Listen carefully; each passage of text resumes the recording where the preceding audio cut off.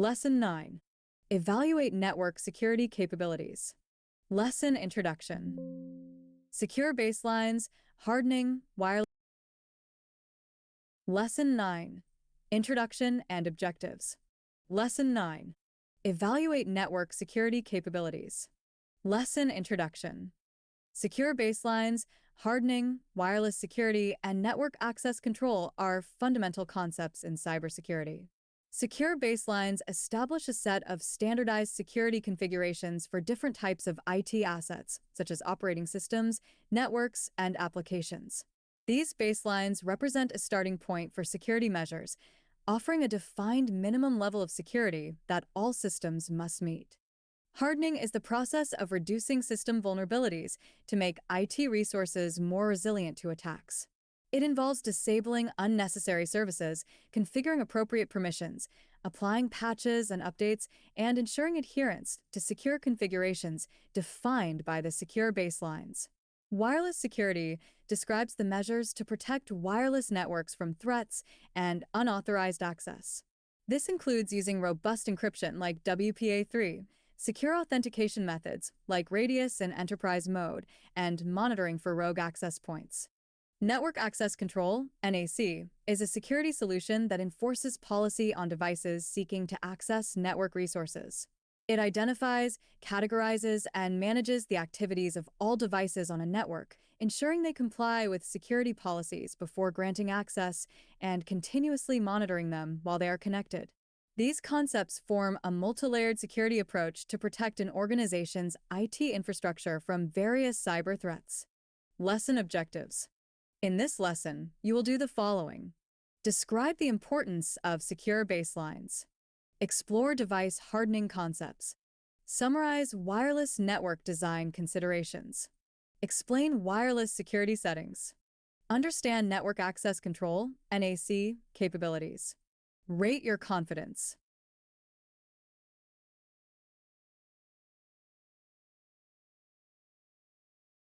Network security baselines.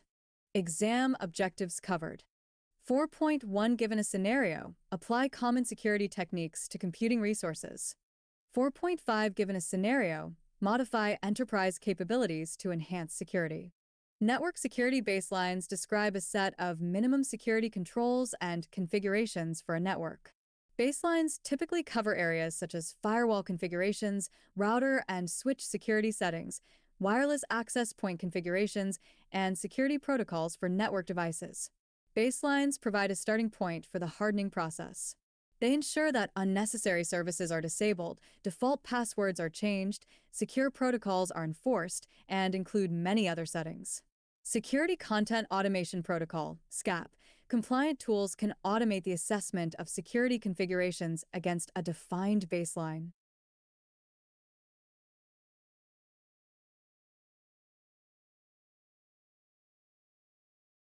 Benchmarks and secure configuration guides.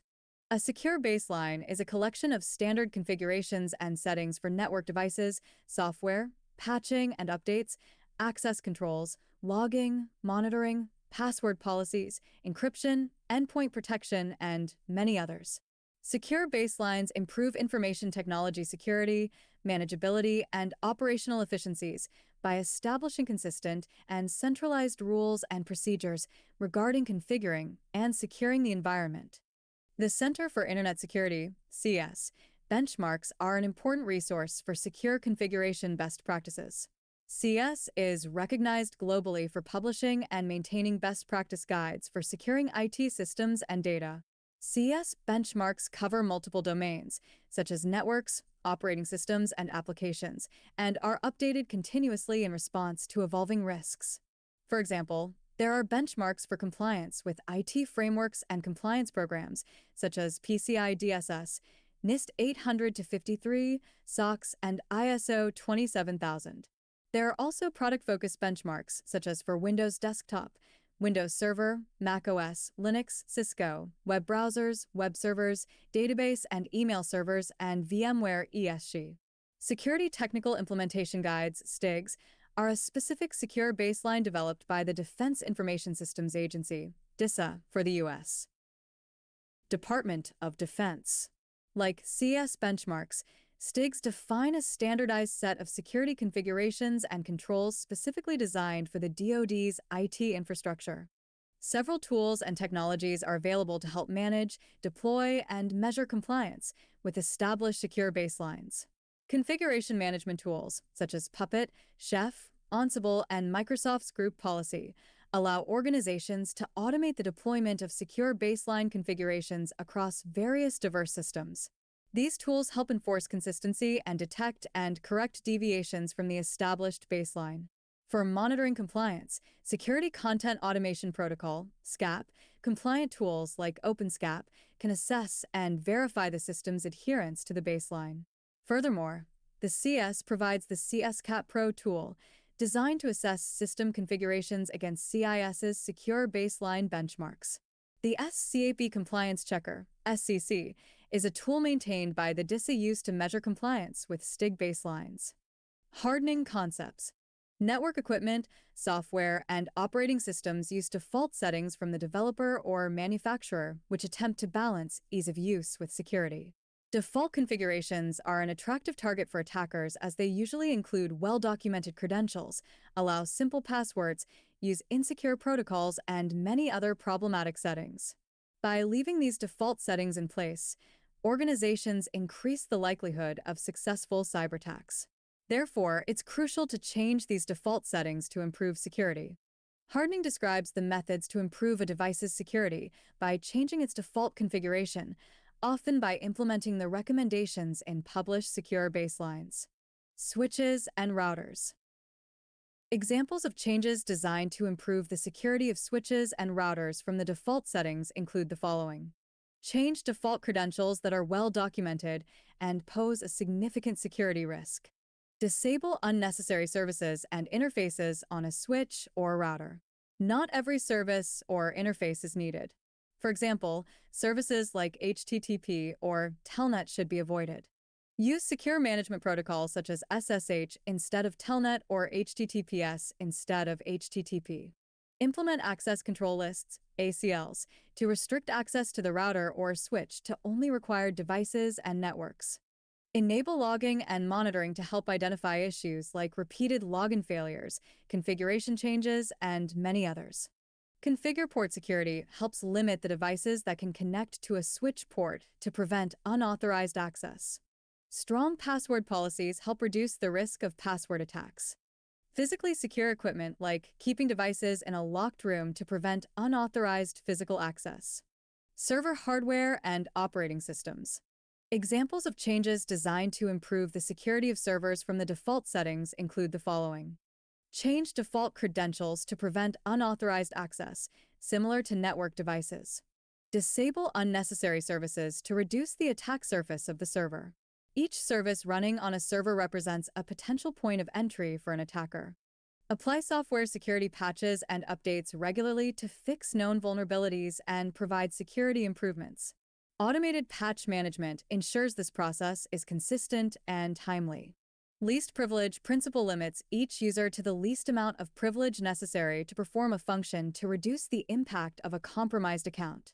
Use firewalls and intrusion detection systems, IDS, to help block or alert on malicious activity. Secure configuration of servers should use baseline configurations, such as those provided by the CS or STIGs.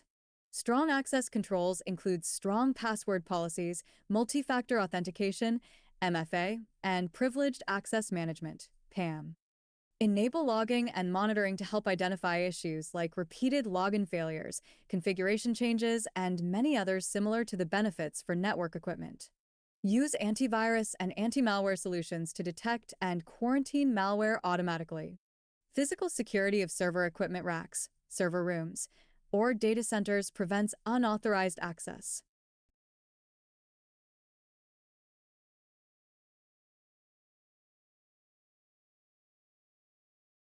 Wireless network installation considerations. Wireless network installation considerations refer to the factors that ensure good availability of authorized Wi-Fi access points. A network with patchy coverage is vulnerable to rogue and evil twin attacks. The 5 GHz band has more space to configure non-overlapping channels. Also note that a WAP can use bonded channels to improve bandwidth, but this increases risks from interference. Wireless access point, WAP, placement. An infrastructure-based wireless network comprises one or more wireless access points, each connected to a wired network. The access points forward traffic to and from the wired switch network.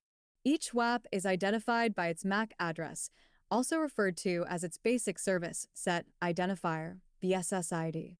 Each wireless network is identified by its name or service set identifier, SSID.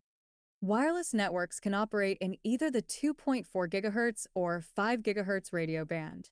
Each radio band is divided into a number of channels, and each WAP must be configured to use a specific channel. For performance reasons, the channels chosen should be as widely spaced as possible to reduce interference. Site surveys and heat maps. The coverage and interference factors mean that WAPs must be positioned and configured to cover the whole area with the least overlap as possible.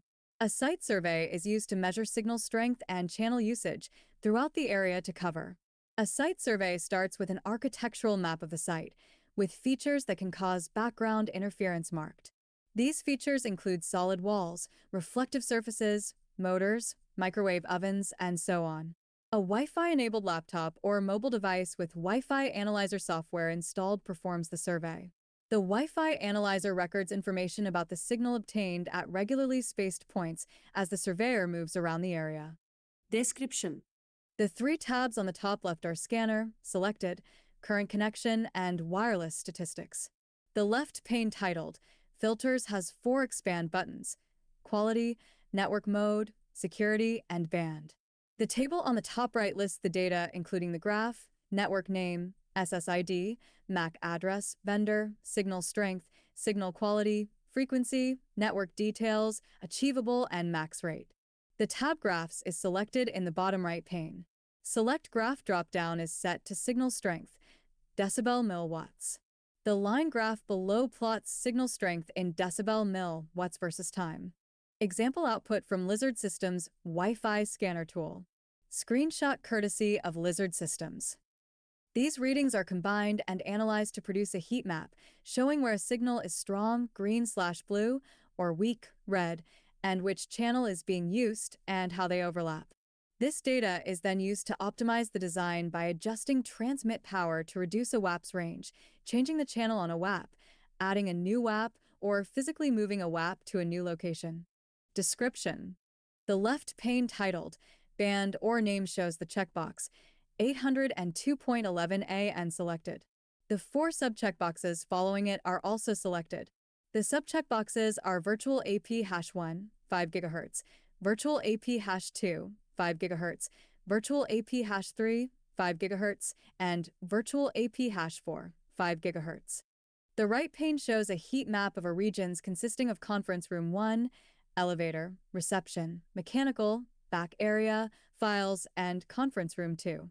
The 4 callouts in the region are as follows: Virtual AP hash 1, 5 GHz, Virtual AP hash 2, 5 GHz, Virtual AP hash 3, 5 GHz, and Virtual AP hash 4, 5 GHz. An illustration of a heat map of an office space with 4 access points. Colors are used to show signal strength from the access points with the following color scheme.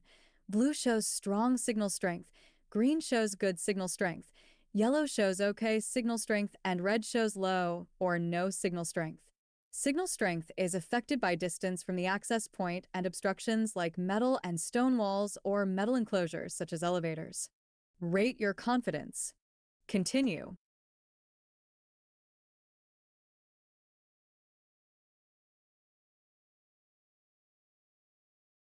Wireless encryption. As well as the site design, a wireless network must be configured with security settings.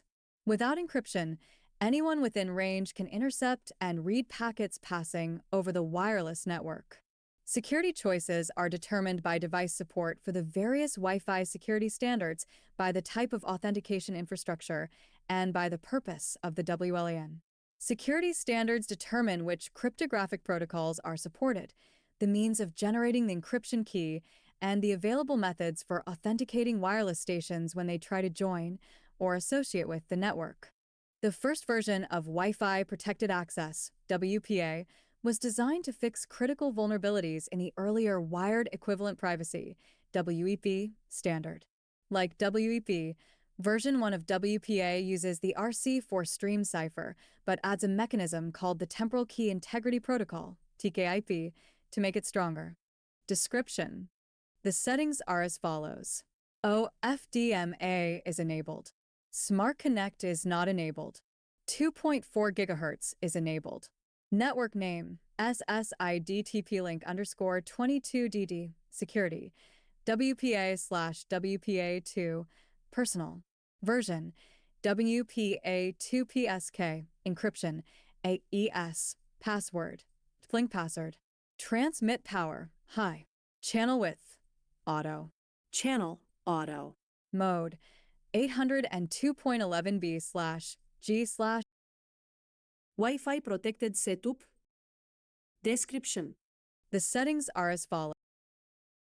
Wi-Fi Protected Setup, WPS. As setting up an access point securely is relatively complex for residential consumers, vendors have developed a system to automate the process called Wi-Fi Protected Setup, WPS. To use WPS, both the access point and wireless station, client device, must be WPS capable. Typically, the devices will have a push button. Activating this on the access point and the adapter simultaneously will associate the devices using a PIN, then associate the adapter with the access point using WPA2. The system generates a random SSID and PSK. If the devices do not support the push-button method, the PIN printed on the WAP can be entered manually.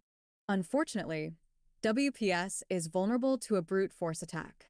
While the PIN is 8 characters, one digit is a checksum and the rest are verified as 2 separate pins of 4 and 3 characters. These separate pins are many orders of magnitude simpler to brute force, typically requiring just hours to crack. On some models, disabling WPS through the admin interface does not actually disable the protocol, or there is no option to disable it. Some APs can lock out an intruder if a brute force attack is detected, but in some cases, the attack can just be resumed when the lockout period expires. To counter this, the lockout period can be increased. However, this can leave APs vulnerable to a denial of service (DOS) attack. When provisioning a WAP, it is essential to verify what steps the manufacturer has taken to make their WPS implementation secure and to use the required device firmware level identified as secure.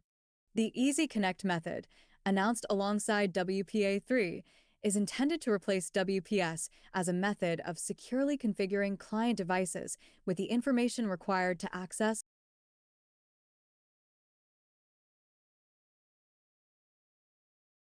a Wi-Fi network. Easy Connect is a brand name for the Device Provisioning Protocol, DPP. Each participating device must be configured with a public/private key pair. Easy Connect uses quick response, QR, codes, or near-field communication (NFC) tags to communicate each device's public key. A smartphone is registered as an Easy Connect configurator app and associated with the WAP using its QR code. Each client device can then be associated by scanning its QR code or NFC tag in the configurator app. As well as fixing the security problems associated with WPS, this is a straightforward means of configuring headless Internet of Things, IoT, devices with Wi-Fi connectivity. Wi-Fi Protected Access 3, WPA3. Neither WEP nor the original WPA version is considered secure enough for continued use.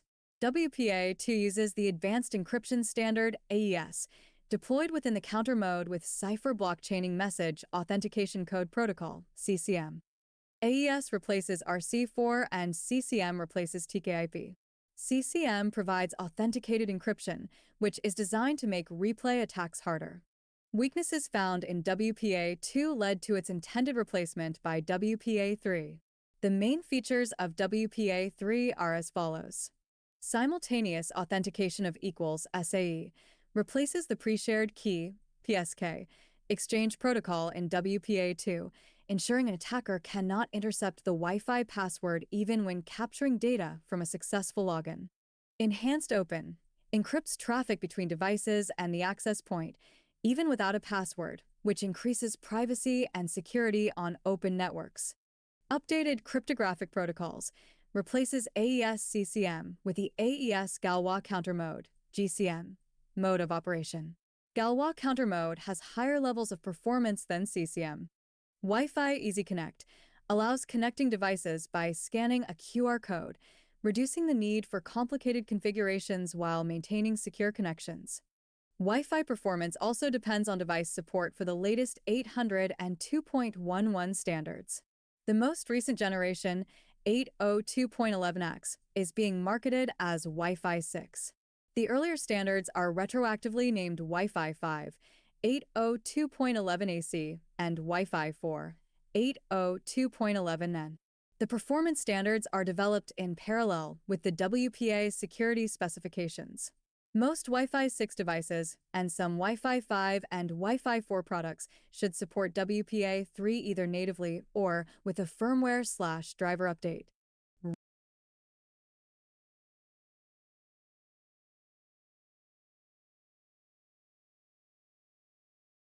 Wi-Fi authentication methods. In order to secure a network, you must confirm that only valid users are connecting to it. Wi-Fi authentication comes in 3 types: personal, open, and enterprise. Within the personal category, there are 2 methods: pre-shared key authentication, PSK, and simultaneous authentication of equals, SAE. WPA2 pre-shared key authentication. In WPA2, pre-shared key, PSK, authentication uses a passphrase to generate the key used to encrypt communications. It is also referred to as group authentication because a group of users shares the same secret. When the access point is set to WPA2 PSK mode, the administrator configures a passphrase of between 8 and 63 ASCII characters. This is converted to a 256-bit hash-based message authentication code, HMAC, expressed as a 64-character hex value using the PBKDF 2-key stretching algorithm. This HMAC is referred to as the pairwise master key, PMK. The same secret must be configured on the access point and on each node that joins the network. The PMK is used as part of WPA2's 4-way handshake to derive various session keys. All types of Wi-Fi personal authentication have been shown to be vulnerable to attacks that allow dictionary or brute force attacks against the passphrase.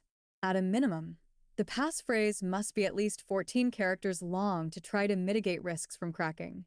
WPA3 personal authentication.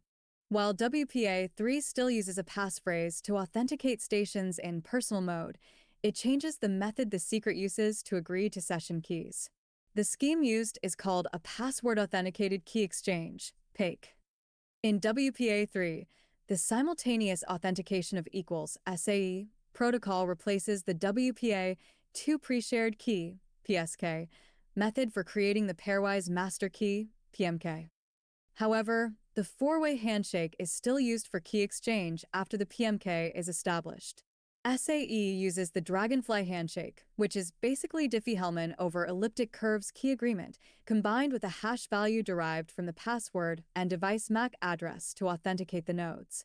With SAE, there should be no way for an attacker to sniff out the handshake to obtain the hash value and try to use an offline brute force or dictionary attack to recover the password. Dragonfly also implements ephemeral session keys providing forward secrecy. The configuration interfaces for access points can use different labels for these methods. You might see WPA2, personal, and WPA3, SAE rather than WPA2, PSK, and WPA3, personal, for example. Additionally, an access point can be configured for WPA3 only or with support for legacy WPA2, WPA3, personal transition mode. Researchers have found flaws in WPA3, personal when it is configured in transition mode, which allows for downgrade attacks to WPA2. y-fi.org/security-update-April-2019. Advanced authentication. Wireless enterprise authentication modes, such as WPA2/WPA3, Enterprise, includes several essential components designed to improve security for corporate wireless networks. One important element is 802.1x authentication, which provides a port-based network access control framework, ensuring that only authenticated devices are granted network access. Typically, 802.1x requires an authentication server such as Radius, Remote Authentication Dial-In User Service, which verifies the credentials of users or devices trying to connect to the network. In enterprise mode authentication schemes, users have a unique set of credentials rather than a shared passphrase as used in WPA 2/WPA3 personal mode. Requiring each user or device to authenticate using unique credentials allows network administrators to track network usage at a granular level. The protocol also supports multiple extensible authentication protocol, EAP, types such as EAP-TLS, EAP-TTLS, or PAP, which define specific authentication methods. EAP-TLS, for instance, uses client-server certificates for mutual authentication, while EAP-TTLS and PAP utilize a server-side certificate. The server-side certificate is used to establish a secure tunnel for transmitting user credentials and helps devices validate the legitimacy of the access point. Enterprise mode authentication includes dynamic encryption key management, automatically changing the encryption keys used during a user's session. Remote Authentication Dial-In User Service, Radius. The Remote Authentication Dial-In User Service, Radius, standard is published as an Internet standard. There are several Radius server and client products. The NAS device, Network Access Server, is configured with the IP address of the Radius server and with a shared secret. This allows the client to authenticate to the server. Remember that the client is the access device, switch, access point, or VPN gateway, not the user's PC or laptop. A generic Radius authentication workflow proceeds as follows. The user's device, the supplicant, makes a connection to the NAS appliance, such as an access point, switch, or remote access server. The NAS prompts the user for their authentication credentials. Radius supports PAP, CHAP, and EAP. Most implementations now use EAP, as PAP and CHAP are not secure. If EAP credentials are required, the NAS enables the supplicant to transmit EAP over LAN, EAPL, data, but not any other type of network traffic. The supplicant submits the credentials as EAPL data. The Radius client uses this information to create an access request Radius packet, encrypted using the shared secret. It sends the access request to the authentication, authorization, and accounting AAA server using UDP on port 1812 by default. The AAA server decrypts the access request using the shared secret. If the access request cannot be decrypted because the shared secret is not correctly configured, for instance, the server does not respond. With EAP, there will be an exchange of access challenge and access request packets as the authentication method is set up and the credentials verified. The NAS acts as a pass-through, taking Radius messages from the server and encapsulating them as EAPL to transmit to the supplicant. At the end of this exchange, if the supplicant is authenticated, the AAA server responds with an access accept packet. Otherwise, an access reject packet is returned. Optionally, the NAS can use Radius for accounting logging. Accounting uses port 1813. The accounting server can be different from the authentication server. Rate your confidence.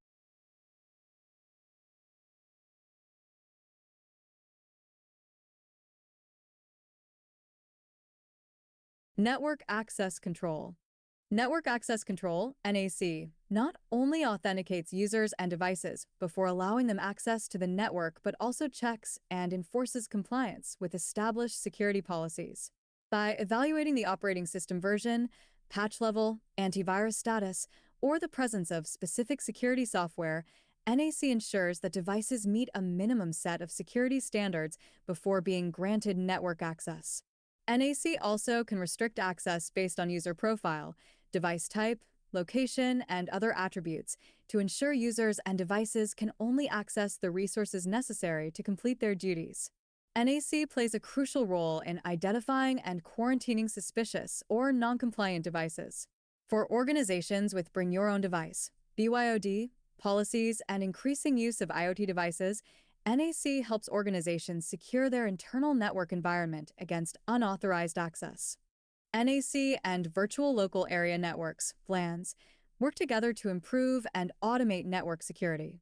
One of the primary ways NAC integrates with VLAN protections is through dynamic VLAN assignment. Dynamic VLAN assignment is a NAC feature that assigns a VLAN to a device based on the user's identity attributes, device type, device location, or health check results. For instance, a visiting user, such as a vendor, might be placed into a VLAN that only provides internet access, while a corporate user would be assigned to a VLAN with access to internal resources. Additionally, NAC can interact with dynamic VLAN to implement quarantine procedures. If a device is non-compliant with security policies, for example, if it lacks updated antivirus software, the NAC system can automatically move it to a quarantine VLAN. This VLAN is generally isolated from the rest of the network, limiting potential damage from threats like malware. Agent versus agentless configurations. NAC can enforce security policies using agent-based and agentless methods. In an agent-based approach, a software agent is installed on the devices that connect to the network. This agent communicates with the NAC platform, providing detailed information about the device's status and compliance level.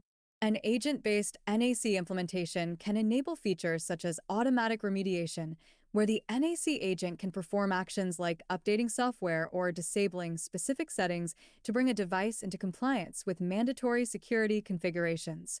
In contrast, an agentless NAC approach uses port-based network access control or network scans to evaluate devices.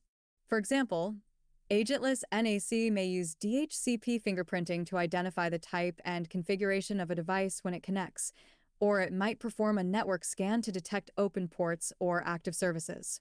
While agentless methods may not provide as detailed information about a device's status, they can be used with any device that connects to the network, including guest or IoT devices, without requiring any prior configuration.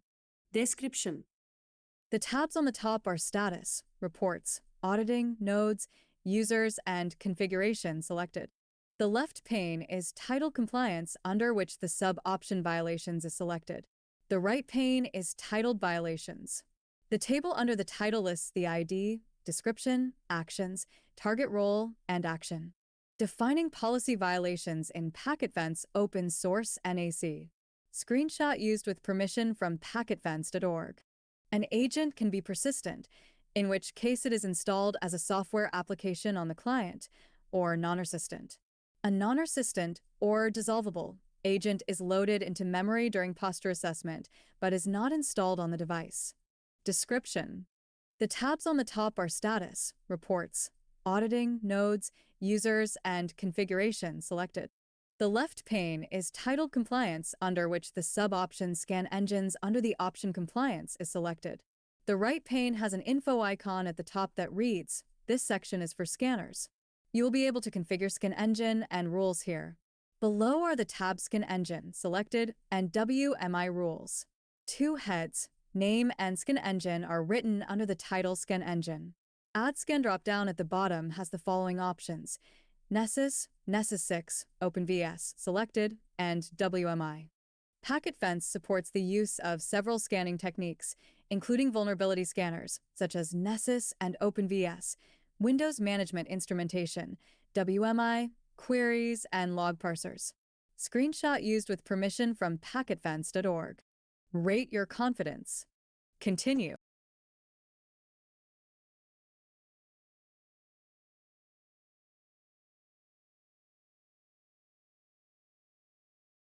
Network Security Capability Enhancement. Exam objectives covered. 4.5 Given a scenario, modify enterprise capabilities to enhance security. Firewalls, intrusion detection systems (IDS), intrusion prevention systems (IPS), and web filters are fundamental components in a cybersecurity infrastructure designed to protect network systems. A firewall serves as the first line of defense in network security. It monitors and controls the incoming and outgoing network traffic based on predetermined rules, effectively creating a barrier between a trusted internal network and untrusted external networks. Intrusion detection systems, IDS, and intrusion prevention systems, IPS, take network security further. An IDS monitors network traffic for signs of possible incidents and alerts systems administrators when such activities are detected. An IPS, on the other hand, not only detects but also prevents identified threats by automatically taking action, such as blocking network traffic or terminating connections. Web filters complement these security measures by controlling access to internet content. They prevent users from accessing potentially malicious websites, block the download of malicious files, and can even monitor and control access to restricted sites. They are crucial in preventing malware infections, protecting sensitive data, and maintaining compliance with acceptable use policies. When combined, these tools provide a layered defense and enhance an organization's ability to protect its network and systems from many threats. Rate your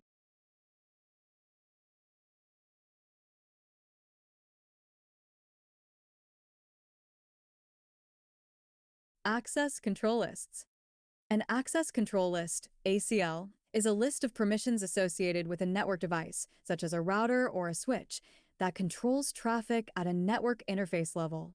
ACLs typically use packet information like source and destination IP addresses, port numbers, and the protocol to decide whether to permit or deny the traffic.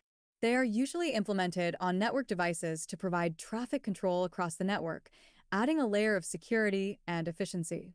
In contrast, a firewall rule dictates how firewalls should handle inbound or outbound network traffic for specific IP addresses, IP ranges, or network interfaces. Firewalls typically provide both network and application-level control.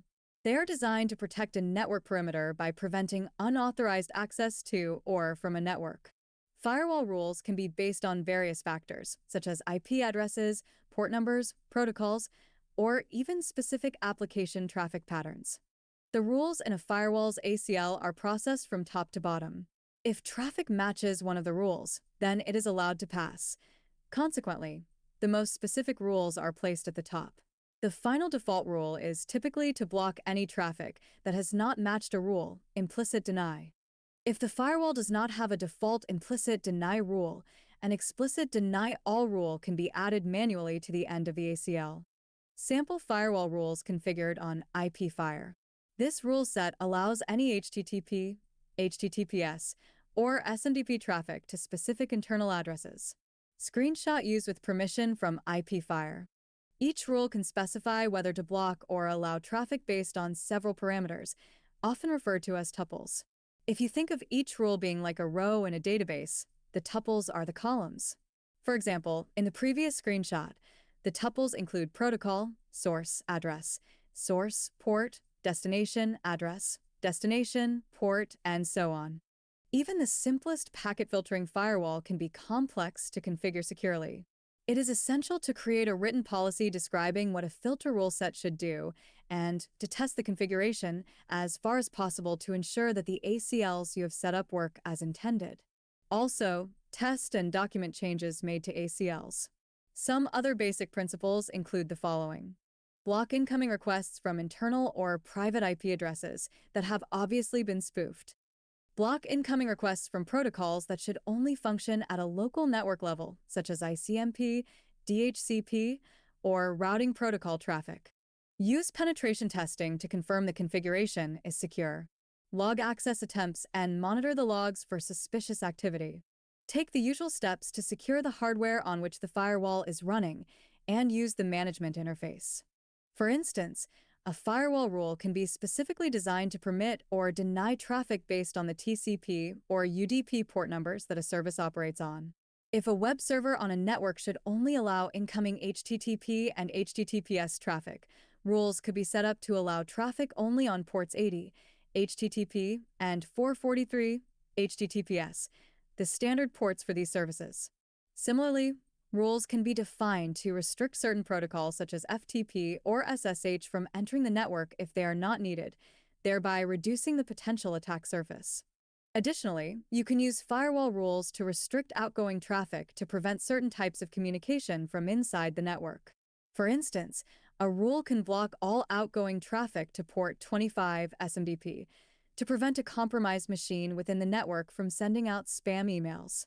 Screened subnet.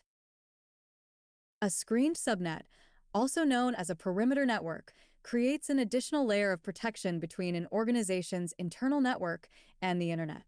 A screened subnet acts as a neutral zone, separating public-facing servers from sensitive internal network resources to reduce the exposure of the internal network resource to external threats. In practical terms, the screened subnet often hosts web, email, DNS, or FTP services. These systems must typically be accessible from the public internet, but isolated from sensitive internal systems to limit the impact of a breach of one of these services. By placing these servers in the screened subnet, an organization can limit the damage if these servers are compromised.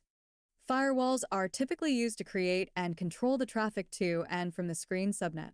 The first firewall between the internet and the screened subnet is configured to allow traffic to the services hosted in the screened subnet. The second firewall between the screened subnet and the internal network is configured to block most, practically all, traffic from the screened subnet to the internal network. A screened subnet is a fundamental part of a network security architecture and an important example of network segmentation as a type of security control. Rate your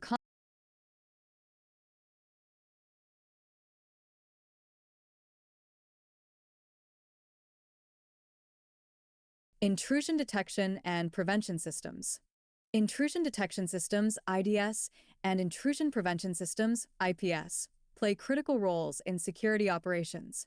Both systems monitor network traffic, looking for suspicious patterns or activities that could indicate a network or system intrusion. However, they differ in their capabilities and responses to perceived threats. Host-based and network-based intrusion detection systems, IDS, and intrusion prevention systems, IPS, each offer unique advantages in securing a network, and using both in conjunction often leads to a more robust security posture. Host-based IDS/IPS, HIDS/HIPS, are installed on individual systems or servers, and they monitor and analyze system behavior and configurations for suspicious activities. HIDS/HIPS are particularly effective at identifying insider threats, detecting changes in system files, and monitoring non-network events like local logins and system processes. This makes them essential for protecting critical systems from internal and external threats. OSSEC is an open-source HIDS solution that performs log analysis, integrity checking, Windows registry monitoring, rootkit detection, real-time alerting, and active response. It is compatible with multiple platforms, including Linux, Windows, and macOS. Network-based IDS/IPS and IDS/NIPS monitor network traffic. They look for patterns or signatures of known threats and unusual network packet behavior. NIDS/NIPS are effective at identifying and responding to threats across multiple systems, like distributed denial of service, DDoS, attacks, or network scanning activities. Despite their strengths, neither type can wholly substitute for the other. HIDS/HIPS are confined to the activities on the host on which they are installed, so they do not effectively detect network-wide anomalies. Similarly, NIDS/NIPS can't provide detailed visibility into host-specific activities or detect threats that don't involve network traffic. Examples of IDS and IPS tools. Intrusion detection systems, IDS, such as Snort, are designed to detect potential threats and generate alerts. IDS systems are passive, inspecting network traffic, identifying potential threats based on predefined rules or unusual behavior, and sending alerts to administrators. They do not actively block or prevent threats, but notify of the potential issue. This allows security analysts to investigate the alert, avoiding disruptions to network traffic or potentially blocking legitimate traffic caused by false positives. An excellent description and breakdown of Snort rules is available at https://snort.org/documents #official documentation. In contrast, intrusion prevention systems, IPS, like Suricata, are proactive security tools that detect potential threats and take action to prevent or mitigate them. An IPS identifies a threat using methods similar to an IDS and can block traffic from the offending source, drop malicious packets, or reset connections to disrupt an attack. While this can immediately prevent damage, there is a risk of false positives leading to blocking legitimate traffic. Important IDS and IPS tools include the following.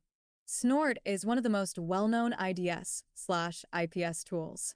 It uses a rule-driven language, which combines the benefits of signature, protocol, and anomaly-based inspection methods, providing robust detection capabilities. Snort's open-source nature and widespread adoption have led to a large community contributing rules and configurations, making it a versatile tool for various environments. Suricata is a high-performance open-source IDS/IPS/NSM engine. Suricata is designed to take full advantage of modern hardware and deliver higher performance and scalability than Snort. Suricata can function as an IDS or an IPS and is compatible with Snort rule sets, making it a highly flexible option for network security. Security Onion is a Linux distribution designed for intrusion detection, network security monitoring, and log management. It includes both Snort and Suricata, along with a host of other tools, to provide a complete platform for network security. This integration provides a holistic view of network activity, enabling administrators to correlate data from different tools and obtain a comprehensive understanding of the network's security posture. Description: Alerts option is selected from the left pane. The right pane titled Alerts, Total Found, 102, shows the search bar with the drop-down that reads, Group by Name, Module. Another drop-down on the right allows the users to choose the time span. Fetch limit is set to 50. The filter results are displayed in the form of a table that lists the count, ruled name, event, module, and event, security_label. The Security Onion Alerts dashboard displaying several alerts captured using the emerging threats, ET, rule set, and Suricata. Screenshot used with permission from Security Onion. Rate your confidence.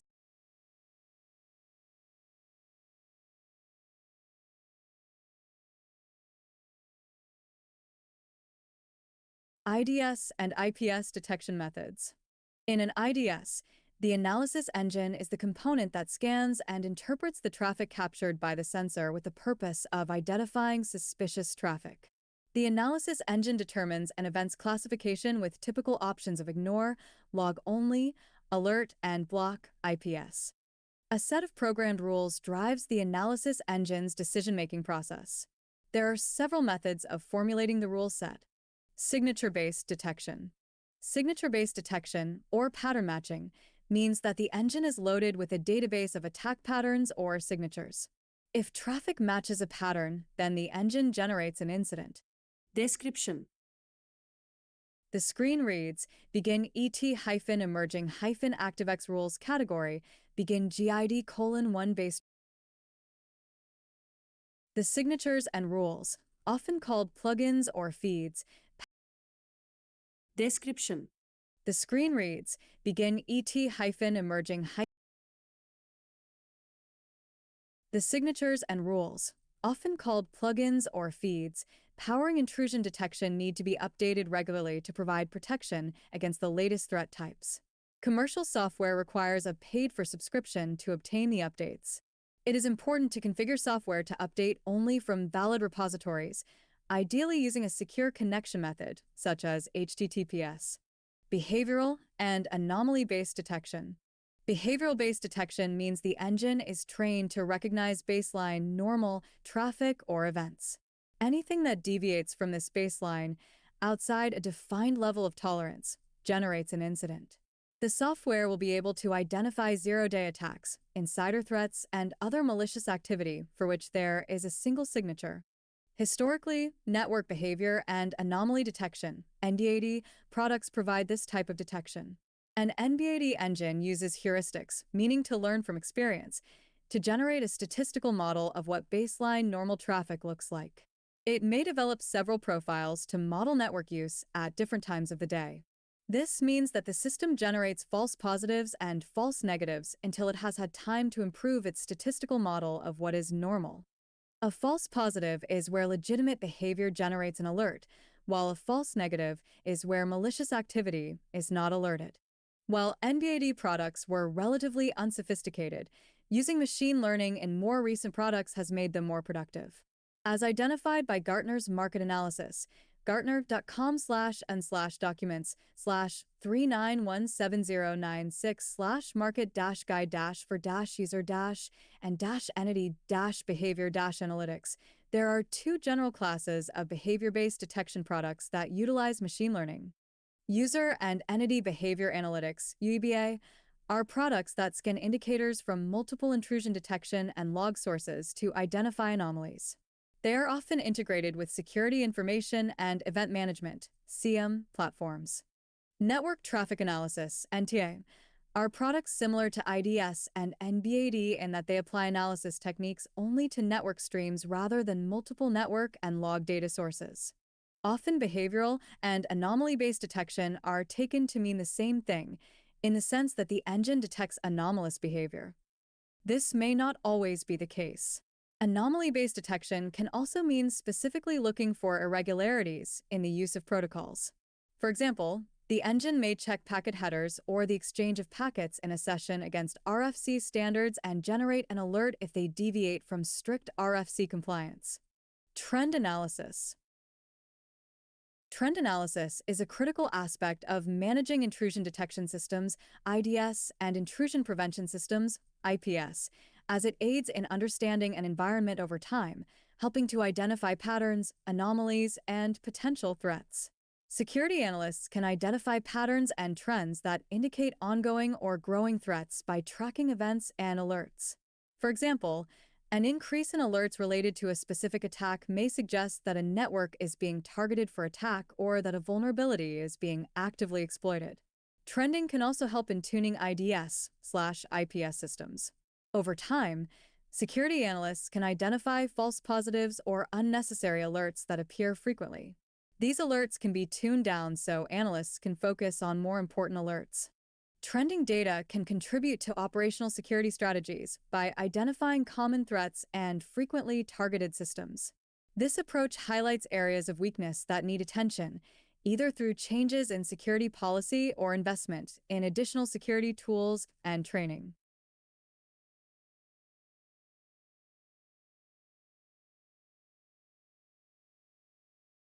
Web filtering. Web filtering is essential to cybersecurity operations, playing a pivotal role in safeguarding an organization's network. Its primary function is to block users from accessing malicious or inappropriate websites, thereby protecting the network from potential threats. Web filters analyze web traffic, often in real time, and can restrict access based on various criteria such as URL, IP address, content category, or even specific keywords. One of the key benefits of web filtering is the prevention of malware, including ransomware and phishing attacks, which often originate from malicious websites. By restricting access to these sites, web filters significantly reduce the risk of malware infections. Web filtering can also increase employee productivity and limit legal liability by preventing access to inappropriate or non-work-related content. It plays a crucial role in data loss prevention, DLP, strategies by blocking certain types of data transfer or access to sites known for data leakage. Agent-based filtering. Agent-based web filtering involves installing a software agent on desktop computers, laptops, and mobile devices. The agents enforce compliance with the organization's web filtering policies. Agents communicate with a centralized management server to retrieve filtering policies and rules and then apply them locally on the device. Agent-based solutions typically leverage cloud platforms to ensure they can communicate with devices regardless of the network they are connected to. This means filtering policies remain in effect even when users are off the corporate network, such as when working from home or traveling. Agent-based filtering can also provide detailed reporting and analytics. The agent can log web access attempts and return this data to a management server for analysis, allowing security analysts to monitor internet usage patterns, identify attempts to access blocked content, and fine-tune the filtering rules as required.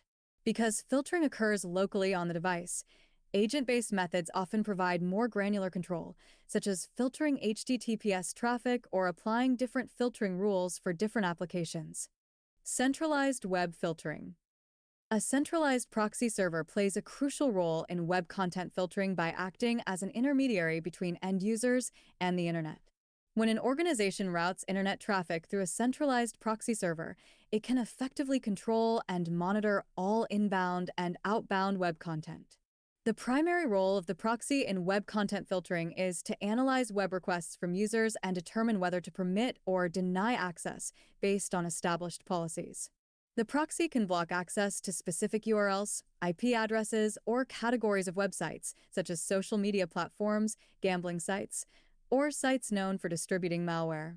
Beyond blocking unwanted or harmful content, a centralized proxy server can also perform detailed logging and reporting of web activity to allow security analysts to track and analyze web usage patterns, identify policy violations, and gather valuable intelligence for refining filtering policies and rules.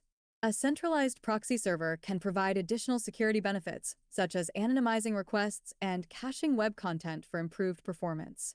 A centralized proxy server employs various techniques to protect web traffic and ensure the safety of an organization's network, including the following: URL scanning, where the proxy server examines the URLs requested by users. It can block access to specific URLs known to host malicious content, be inappropriate, or violate the company's internet usage policy. Content categorization classifies websites into various categories, such as social networking, gambling, adult content, webmail, and many others. Organizations can define rules to allow or deny access based on these categories, providing a flexible way to enforce web usage policies. Block rules use the proxy server to implement block rules based on various factors, such as the website's URL, domain, IP address, content category, or even specific keywords within the web content. For example, an organization could block .exe downloads to prevent the accidental download of potentially harmful files.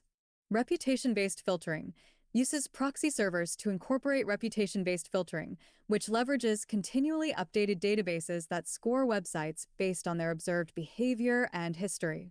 Sites known for hosting malware, engaging in phishing attacks, or distributing spam, for instance, would have a poor reputation score and could be automatically blocked. Description. The tabs at the top are System, Status, Network, Services, Firewall, IP Fire, and Logs. The screen lists the block categories under the head. Issues related to web filtering. Content filtering is not without potential issues and challenges. One common problem is overblocking or underblocking. Overblocking occurs when the filter is too restrictive, inadvertently blocking access to legitimate and useful websites and negatively impacting employee productivity.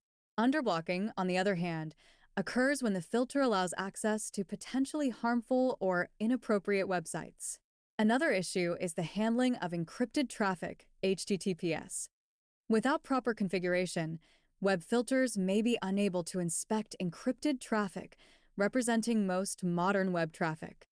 Decrypting and inspecting HTTPS traffic also introduces employee privacy issues and concerns.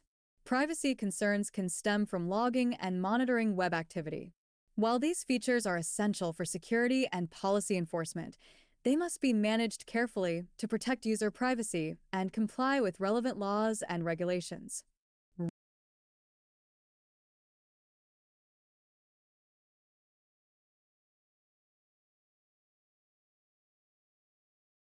Lesson 9.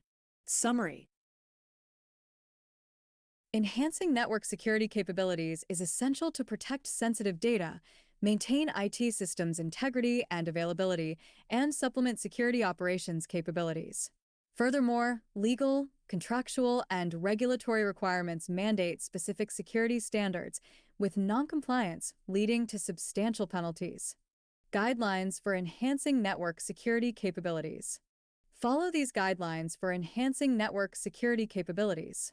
Select a secure baseline based on careful analysis of the organization's risk profile. Automate the rollout and management of secure baselines using tools such as Active Directory Group Policy, Ansible, Puppet, or Chef. Continuously audit wireless networks to ensure proper configuration and validate access points. Implement enterprise network authentication methods to enrich logging, improve data protection, and provide granular control. Enforce network security requirements through the implementation of NAC gatekeepers. Use firewalls, IDS/IPS, and web filtering to monitor and control network traffic and block access to malicious or inappropriate content. Rate